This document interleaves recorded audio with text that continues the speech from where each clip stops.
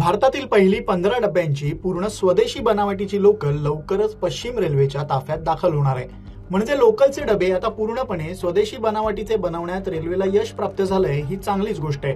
भविष्यात अशा पद्धतीच्या आणखी 12 लोकल ही दाखल होणार आहेत। पण दुसऱ्या बाजूला मुंबईतील उपनगरीय लोकल सेवेवरचा वाढता ताण पाहता खरं तर 15 डब्यांची ही लोकल अपुरी पडते। याचा विचार केव्हा होणार हा महत्त्वाचा प्रश्न आहे। आजही दररोज लोकलमधील गर्दीमुळे जीव जात आहेत। त्यामुळे गर्दीचं व्यवस्थापन करण्यासाठी लोकलच्या डब्यांमध्ये काळानुरूप वाढ केली गेली।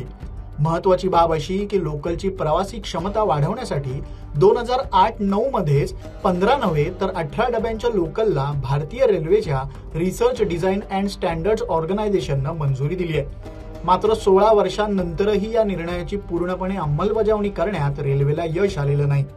आजही सर्व लोकल 15 डब्यांच्या रेल्वेला करता आलेला नाही। यामागे अनेक कारणं दिली जातात, जसं की फलाटांची अपुरी लांबी, तांत्रिक अडचणी, लोकलला स्थानकात येण्यास होणारा विलंब। पण या समस्या काही नव्या नाहीत। इतक्या वर्षांनंतरही या समस्या सोडवण्यात रेल्वे प्रशासनाकडून ठोस पावलं उचलली गेल्याचं दिसत नाही।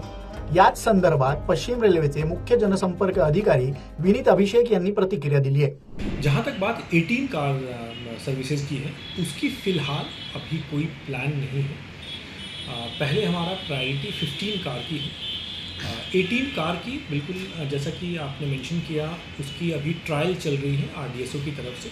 उस ट्रायल के लिए 18 कार ज़रूर हमारे सिस्टम में आई थी और उसकी ट्रायल हुई है।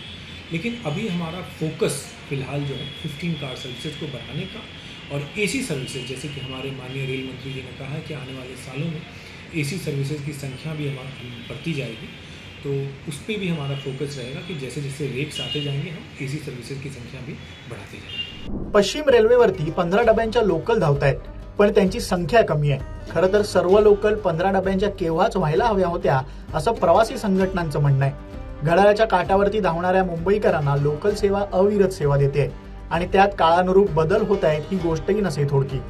पण मुंबईतील वाढत्या गर्दीच्या तुलनेत रेल्वे अजूनही कमी पडते हेही मान्य करावं लागेल।